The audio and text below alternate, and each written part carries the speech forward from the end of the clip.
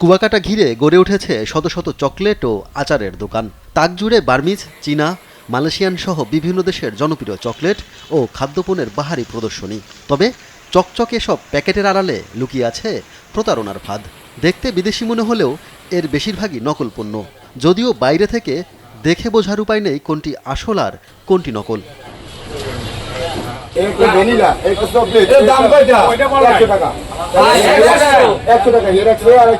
সূর্যোদয় ও সূর্যাস্তের শহর সাগরকন্যা কুয়াকাটা সমুদ্র সৈকতে ঘুরতে আসেন খুলনা থেকে 3 বন্ধু। শখ করেই সৈকত সংলগ্ন সামিরের আচারের দোকান থেকে কেনেন বিদেশি মিক্স ওটস চকলেট। প্যাকেট খুলতেই হতবাক তারা। স্ট্রবেরি ফ্লেভারের চকলেটের বদলে ভেতরে পাওয়া যায় মুড়ি আর চিনি মেশানো সন্দেশ। গুড় দিয়ে মিশিয়ে বানাইছে, তো আমি নিজেই খাই দেখলাম যে এটা আমি খাইতে পারি না, আমার বাচ্চা কিভাবে খাবে? এগুলো মিক্স করা আছে, এটা আছে ওইটা আছে। আমরা তো হাজার হাজার প্যাকেট কিনে আমরা তো খাইতে পারি না বা দেখতে পাই না। শুধু সামিরের আচারের দোকানেই নয়, প্রতিটি দোকানে একই চিত্র। চীনের জনপ্রিয় স্ট্রবেরি নুগাট ক্রিস্পের আদলে তৈরি হচ্ছে হুবহু একই ধরনের প্যাকেট। বাইরে থেকে আসল মনে হলেও খুলতেই বেরিয়ে আসে ভিন্ন দৃশ্য। এভাবেই Rakhine market, Bhuiya market, mayor market, 0 point ও মিষ্টিপাড়া সহ কুয়াকাটার মার্কেটগুলো ঘুরে দেখা যায় নকল পণ্যের রাজত্ব। বিদেশি ব্র্যান্ডের আদলে প্যাকেটজাত এসব খাদ্যপণ্য বিক্রি হচ্ছে প্রকাশ্যেই। আমদানিকৃত আসল পণ্য ভেবে কিনে প্রতারিত হচ্ছেন দেশি বিদেশি পর্যটকরা। দিন শেষে আমরা যেটা নিচ্ছি, বাসায় গিয়ে দেখছি সেটা পাচ্ছি না, সেটা উল্টোটা পাচ্ছি, যেটা দেশীয় কিন্তু তারা বিদেশি বলে সেটা আমাদের কাছে সেল করতেছে। এবার চলুন দেখে আসি বিদেশি মোড়ক এসব পণ্য কোথা থেকে আসছে। অনুসন্ধানে বেরিয়ে আসে থলের বিড়াল।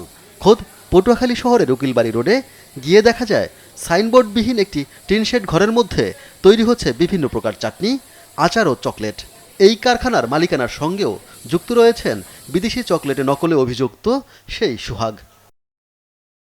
অভিযোগ রয়েছে আমদানিকারক প্রতিষ্ঠানের ডিলার পরিচয়ে স্থানীয় একটি চক্র নিজেদের বসতবাড়ি ও গোপন আস্তানায় এসব নকল খাদ্যপণ্য তৈরি করে বাজারজাত করছেন।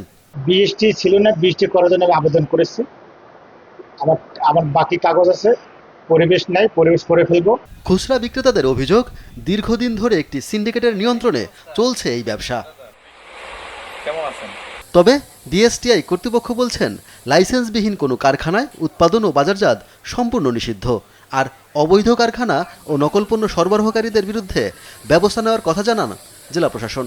338টা লিস্টেড পণ্যের মধ্যে কোনো পণ্য বিক্রয়, বিতরণ, উৎপাদন সম্পূর্ণ অবৈধ প্রমাণিত হয়, সেক্ষেত্রে আমাদের আইনের যে সংশ্লিষ্ট ধারাগুলোতে তাদের আওতায় এনে আমরা জরিমানা এবং প্রয়োজনে আপনার কারাদণ্ডের বিষয়গুলো থাকবে। প্রশাসনের নাকের ডগা এভাবে প্রকাশ্যে বিদেশি মোড়কে তৈরি নকল খাদ্যপণ্য তৈরির রমরমা কারবার চললেও যেন দেখার কেউ নেই।